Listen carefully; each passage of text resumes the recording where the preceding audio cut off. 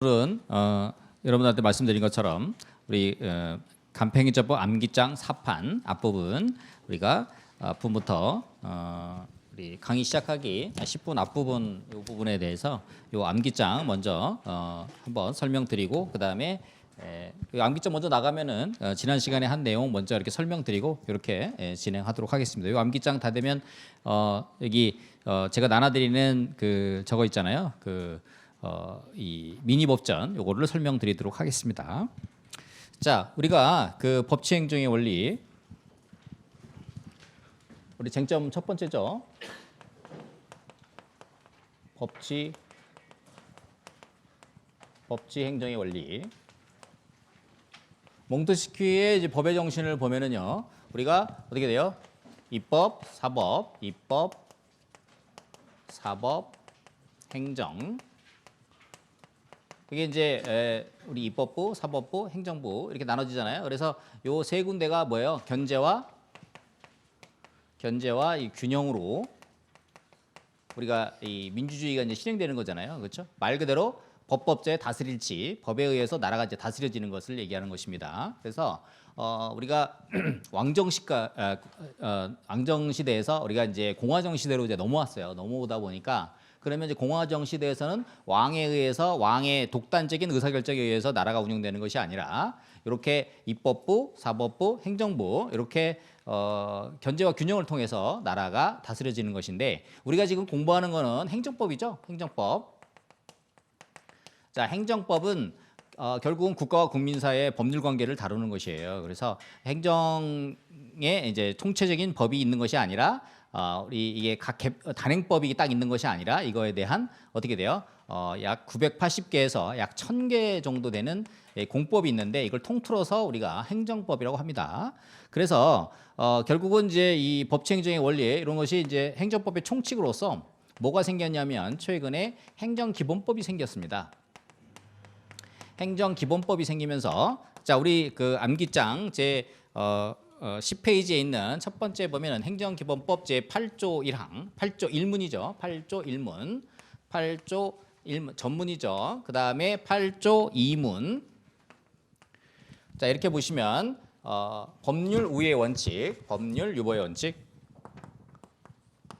법률 우위의 원칙하고요. 법률 유보의 원칙. 자, 이렇게 행정기본법의 요 법률 우위, 법률 유보 이러한 내용들이 행정기본법에 반영이 되면서 법치행정의 원리 이런 것들이 우리가 행정법 총칙으로서 행정기본법에 반영이 됐다 이렇게 볼 수가 있는데요.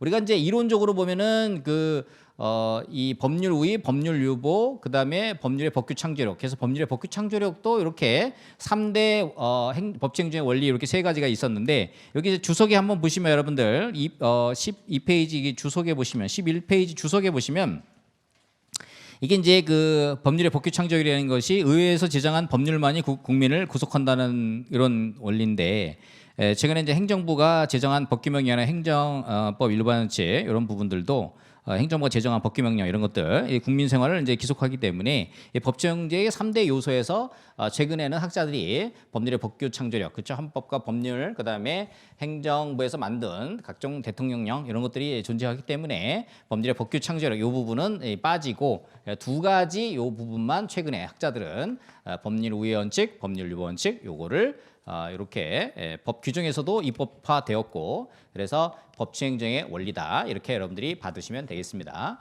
우리가 이제 헌법이 있고요.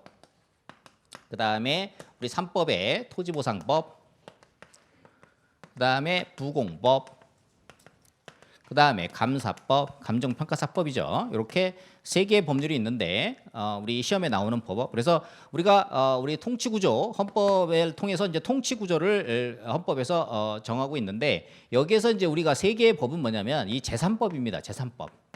우리가 다루는 세 개의 공법은 행정법은 바로 제3법을 다루고 있어요. 그렇죠? 그래서 우리가 법치행정의 원리에서 이 제3법을 다루고 있는 이 세 개의 법률에서는 결국은 법률 우위, 우리가 법률의 행정도 우리가 법률에 따라서 행해지는 거란 말이에요. 그렇죠? 그래서 토지보상법에서 국민의 재산권을 뺏는다. 그렇죠? 그다음에 뭐 손실보상을 한다. 이것도 전부 다가 법률에 근거해서 행해져야 된다는 것이죠.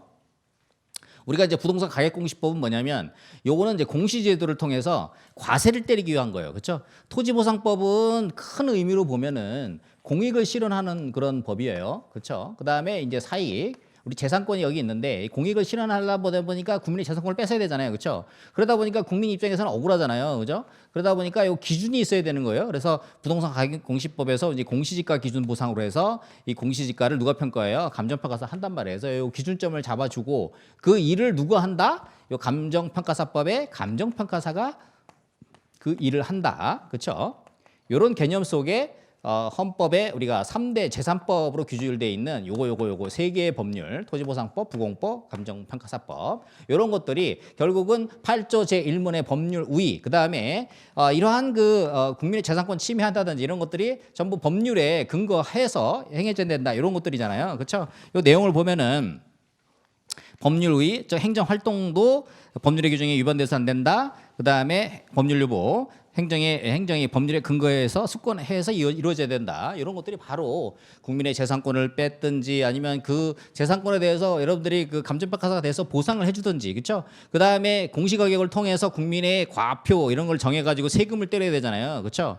그래서 공익을 실현하려면 나라가 돈이 있어야 됩니다, 그렇죠? 나라가 돈이 있으려면 뭐 해야 돼요? 그에 대한 세금을 내야 되는 거잖아요, 그렇죠? 그래서 부공법을 만들어가지고 여러분 전면 배치, 개별 공시가 검증, 표준이 공시가 56만 필지 전면 배치 시켜가지고 감정평가사라 하여금 어떻게 돼요? 과표를 만들게 해가지고 그걸 기준으로 해서 국민의 재산권에 대해서 세금을 매기니까 국민들이 납득을 하는 거예요. 그렇죠? 그렇지 않고 그냥 뭐 국가가 임의로 한다든가 AI로 한다든지 누구 시켜가지고 대충 한다 그러면 국민들이 그 과세에 대해서 어떻게 돼요? 신뢰를 가질 수가 없게 되는 거예요. 그렇죠? 왜? 법률 우위, 법률 유보 원칙을 위배하기 때문에. 그렇죠? 그다음에 그렇게 하려면 누가 있어야 돼요? 전문가 있어야 되잖아요. 그렇죠? 그러니까 감정평가사법이 있는 거고 그에 대한 감정평가의 일부 규정, 우리가 토지에 대한 규정이 있죠. 표준이 공시가 관련된 3조 규정이 있고 그 이외에 우리가 감정평가사 제도를 둬가지고 국민의 재산권에 관련된 재산법의 3대 법을 둬가지고 그렇죠? 이렇게 공익과 사익을 실현하고 그렇죠? 헌법의 구체화법으로서 이런 내용들이 있는 거다. 즉 법치행정의 원리, 그중에서 행정부에서 행하는 국민의 재산권을 뺏는다든지 과세를 한다든지 그쵸? 감정평가를 한다든지 그런 거를 함에 있어서 행정부가 어떤 일을 함에 있어서 여러한 법적 근거를 가지고 그쵸? 법률의 범위 내에서 법률의 근거하에서 이루어진다. 이게 바로 법치 행정의 원리다. 이렇게 여러분들이 이해를 해 두시면 되겠습니다. 그런데 이거 법대로 안 했어. 그럼 위법한 거잖아. 그렇죠? 국민이 위법한 상황이 생기잖아요. 그럼 열받아요. 그렇죠? 그러면 행정쟁송 그렇죠? 해서 행정심판 제기할 수 있고 행정소송 제기할 수 있고 그렇죠? 여기서 위법한 그거는 이제 처분 등을 전제로 합니다. 나중에 또 나오겠습니다만은 그 다음에 야 돈 달라 그러면 이제 국가배상 그렇죠? 국가배상 제기할 수 있고 적법한 공권력 행사에 대해서는 적법한 공권력 우리 여기 이제 손실보상 이렇게 국민의 재산권 뺐을 때 손실보상한다. 적법한 공권력 행사 손실보상 그렇죠? 이렇게 해서 이 두 개를 우리가 손해전보 이런 표현을 쓰는 거죠. 그래서 법치행정의 원리에서는 바로 이러한 그 법에 따라서 나라가 그렇죠 운영이 되는데 그 중에서 우리가 공부하는 3법은 헌법의 구체화법으로서 재산법을 다루고 있는데 국민의 재산의 과세를 매기다든지 보상을 한다든지 그다음에 이런 걸 하려면 전문가의 전문 자격사법이 존재해야 되잖아요. 그렇죠? 이런 시스템화에서 법치행정의 원리가 진행되고 있다. 이렇게 보시면 되겠습니다. 그다음에 이제 두 번째 그 통치행위 관련돼서는 하도 질문이 많아서 제가 실어놓긴 했는데 우리 시험에는 나온 바는 없다. YS 대통령 시절의 금융실명제라든지 최근에 이제 비상계엄이라든지 이게 이제 통치행위에 관련된 이런 내용이 되겠습니다. 우리 시험하고는 거리가 있으니까 여러분들 스킵하시면 되겠고요. 그다음에 행정법의 법원 쉽게 얘기하면은 이게 이제 성문법이냐, 그렇죠? 성문법이냐 또는 이제 불문법이냐. 우리 법 체계는요 독일에서 넘어와서 그 다음에 일본으로 거쳐서 해방 후에 우리 법제가 만들어진 체계여서 우리나라는 성문법 체계를 가지고 있다. 이렇게 보시면 되겠습니다. 그 다음에 이제 불문법 그래가지고 커먼 로우 해가지고 미국은 이제 판례법 위주로 그렇죠 이렇게 발전돼 있었고요. 자, 우리 법제는 성문법 체계다. 이렇게만 여러분들이 알고 계시면 되겠고요.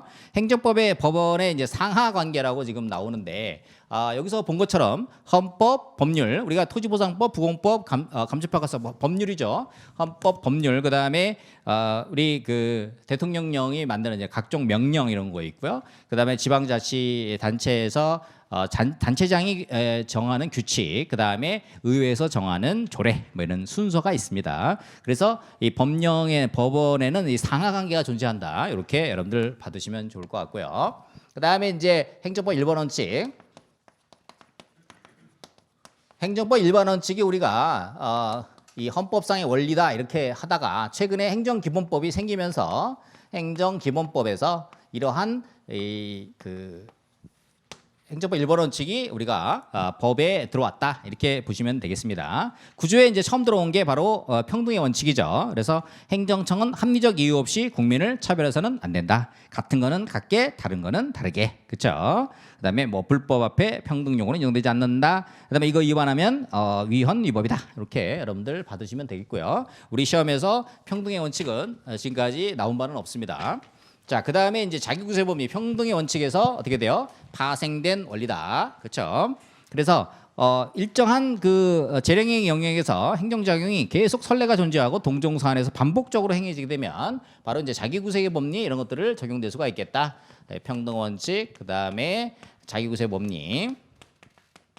자기구세 법리는 요건만 여러분이 숙지하시면 되겠습니다. 재량행 영역에서 행정 선례가 존재하고 동종 사안인 경우 재선동 이렇게 기억을 해 두시면 되겠습니다. 이것도 마찬가지 위반하게 되면 어떻게 돼요? 위헌 위법이 된다 이렇게 보시면 되는데 요거 두 개는 지금까지 최근에 시험에 나온 바는 없고요. 자기구세 법리는 잠깐 언급 정도 된 바가 있습니다. 시험에 주로 많이 나온 게 비례 원칙.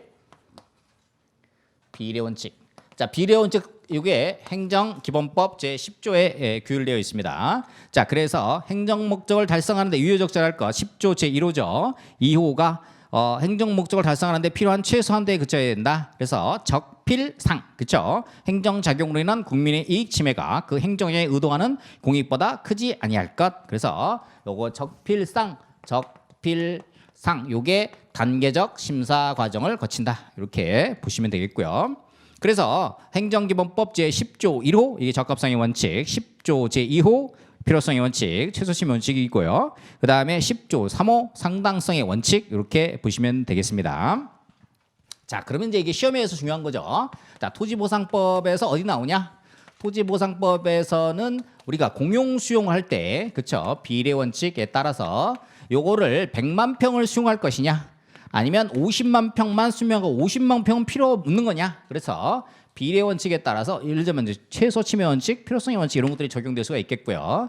그 다음에 부공법에는 잘 안 나오고 감정평가사법에서 감사법에서 여러분이 뭐 잘못했어요. 그러면 징계를 맞게 되겠죠. 징계를 맞게 될 때 그러면 이 사람이 국토부 장관 표창도 받고 여러분 그 누가 상 주면 국토부에서 장관 상 주면 꼭 받으시기 바랍니다. 징계 받을 때 국토부 장관급 표창 이상 1회 이상 받으면 한 번씩 봐준다고 하대. 그렇죠? 징계를 한 번씩 봐준다는 그런 적이 있어요. 그 우리 법령에도 있습니다. 그래서 징계를 받았는데 이 사람이 굉장히 성실하게 하고 국토부 장관 표창도 타고 굉장히 했는데 딱 한 번 그 100만 원 뭐 이런 거 그 고객이 그 하다가 차에다가 놓고 갔어. 그러는 바람에 뇌물수뢰 뭐 이런 걸로 잡힌 거야. 그렇죠? 자, 이런 경우가 이제 우연치 않게 이렇게 이 사람이 실수로 이렇게 됐다. 그러면은 이게 이제 업무정지 예를 들면 한 3개월이 적당한데 업무정지 2년 때렸다. 그러면 어떻게 돼요? 이게 바로 비례 원칙 중에서 최소 침해 원칙이라든지, 그렇죠? 목적과 수단 사이 합리적이 필요한 게 이게 이제 업무 정지면 괜찮은데 예를 들면 등록 취소를 했다. 그러면 이제 목적에 부합되는 수단이 적절하지 않다 볼 수 있겠고, 그다음에 최소 침해 원칙, 그다음에 상당성의 원칙, 실현되는 공익과 침해되는 사이의 이익 형량, 이게 이제 비례 원칙이 되겠습니다. 당연히 이것도 유법 이거 위법하게 되는 거죠. 위헌 위법하게 됩니다. 그다음에 이제 우리 시험에 최근에 나온 게 이제 신뢰여부 원칙이 되겠습니다. 신뢰여부 원칙, 비례 원칙하고 신뢰여부 원칙 정도만 여러분들이 정확하게 기억을 해 두시면 되겠습니다. 비례 원칙하고 신뢰여부 원칙. 자, 신뢰보호 원칙. 그래서 행정기본법 제10 2조 제1항이죠. 행정청은 공익 또는 제3의 이익을 현저히 해칠 우려가 있는 경우를 제외하고는 행정에 대한 국민의 정당하고 합리적인 신뢰를 보여야 된다. 그렇죠. 자, 그래서 근거 여러분들 기억해 두시고요. 내용 관련돼서 오른쪽에 보면은 판례가 있습니다. 98도 406 뭐 선처 인가방 이렇게 외우셔도 되겠고 여기 판례에 있는 문장을 여러분들 기억해 두시면 되겠습니다. 행정청이 개인에 대하여 신뢰의 대상이 되는 공적 견해 표명이 해야 되고 두 번째 행정청의 견해 표명이 정당하다고 신뢰한 데 대해서 그 개인에게 규책 사유가 없어야 하고 세 번째 그 개인이 견해 표명을 신뢰하고 이에 어떠한 행위를 하였사 하고 네 번째 행정청이 위 견해평에 반하는 처분을 함으로써 그 견해평을 신뢰한 개인의 이익이 침해되는 결과가 철회되었어야 하며 어떠한 행정처분 이러한 요건을 충족한 때에는 공익 또는 제3의 이익을 현저히 해칠 우려가 있는 경우가 아닌 경우 한 신뢰 원칙에 반하이로서 위법하게 된다. 그래서 이거 좀 꼭 좀 기억해 두시기 바랍니다. 이것도 신뢰 원칙 위반하게 되면 위법하게 되는 것이죠. 그다음에 실권의 법리 12조 제2 이것도 시험에 이제 그 한 번 정도 많이 나오지는 않았고요. 그래서 장기간 여기 우리가 민법에서 얘기하는 것처럼 민법에서 우리가 권리외에 잠자는 자는 보호받지 못하는 것처럼 이제 행정청의 경우에도 자기가 권한 행사를 했음에도 불구하고 장기간 방치함으로써 국민이 이걸 신뢰했어요. 그럼 더 이상 이것을 행사하지 못하도록 한다. 실권의 법리. 이것도 요건 정도 간략하게 봐두시면 되겠고요. 우리가 이제 감정평가사법에는 이제 징계의 시효가 있습니다. 5년 정도 있고요. 공인중개사법은 3년, 감정평가사법 5년, 최근 행정기본법에서는 5년 이렇게 하고 있습니다. 그러니까 5년 안에 여러분들 그 문제 되면은 그때는 사실 이제 실권의 법리 주장하는 게 좀 어려울 수도 있겠죠. 징계 시효기가 지나지 않았기 때문에. 자, 그다음에 이제 부당결부 금지 원칙이 되겠습니다. 요게 13조죠. 행정청은 행정작용을 할 때 상대방에게 어떤 행정작용과 실질적인 관련이 없는 의무를 부과해서는 안 된다. 요게 제일 논의되는 것이 바로 부관 내용이 되겠습니다. 부관. 그래서 원인적 관련성, 목적적 관련성, 즉 실질적 관련성이 없는 데다가 붙이는 거죠. 인과관계 없는 데다 붙인다든지 수권의 범위 내가 아닌 데다 붙인다든지 이런 것이 되겠습니다. 대표적인 예로 사업인정과 기부채납 이것이 시험에 출제된 바가 있습니다. 이것도 위반 시 위법하게 되는 것이고요. 성실의무 및 권한남용 금지 원칙 요거는 최근에 들어갔습니다만은 시험에 나온 바는 없으니까 요거는 참고적으로 규정 정도만 숙지를 해 두시면 되겠습니다. 11조 1항에서 행정청은 법령 등에 따른 의무를 성실히 수행이 된다. 2항에서 행정청은 행정권한을 남용하거나 그 권한의 범위를 넘어서는 안 된다. 이렇게 정리해서 보시면 되겠습니다. 앞부분 여기 그 암기장은 여기까지 정리하도록 하고요. 자, 그다음에 우리 부교재 진도 나가도록 하겠습니다. 요 앞부분 내용은 여러분들 그 동영상 관련된 거 제 유튜브에 탑재하니까 여러분들이 자주 이렇게 보시면서 복습하시라고 일부러 이렇게 해드린 거니까 참고로 하시면 좋을 것 같습니다. 자, 앵무새 전략으로 보고 또 보고 계속 반복적으로 보도록 하겠습니다. 자, 오늘 진도는 38페이지 공권 행정법 관계 내용에서 자, 공권이란 이제 내용이 등장하고 있습니다. 자, 공법 관계에서 직접 자기를 위해서 일정한 이익을 주장할 수 있는 법률상의 힘 말이 좀 어렵게 나오는데요. 나이 열받으면 그 공법적 법률 관계에서 열받으면 소송을 제기할 수 있다. 뭐 이런 개념으로 이해를 해 두시면 되겠습니다. 앞부분에 행정법 총론에서는 이것을 공권이라고 나오고 뒤에 행정소송법에서는 이를 원고 적격이라고 나온다. 자, 행정법 총론에서 이 개인적 공권은 자, 개인적 공권은 우리 뒤에 행정소송법에서는 이것을 뭐라고 했냐? 원고 적격. 다른 말로 이거를 법률상 이익이 있는 자. 법률상 이익이 있는 자. 이렇게 여러분들 기억해 두시면 되겠습니다. 우리 강 박사님 앞에서 개인적 공권을 얘기하는 거는 뒤에 행정소송법에서는 원고 적격을 말하는 것이다. 이렇게 받으시면 되겠습니다. 팁 한번 보시면은요. 공권의 성립과 원고 적격은 동일한 개념에 가깝고 반사적 이익과 구별되며 그 구별 기준은 처분의 근거 내지 관계법규의 목적에 따라서 목적이 된다. 그렇게 지금 보고 있습니다. 그래서 개인적 공권이라는 것이 개인이 자기의 직접 이익을 위해서 행정 주체에게 일정한 행위를 할 것을 요구할 수 있는 공법에 주어진 법적인 힘, 이게 바로 우리가 주관적 공권, 뭐 개인적 공권 이렇게 표현을 하는데요.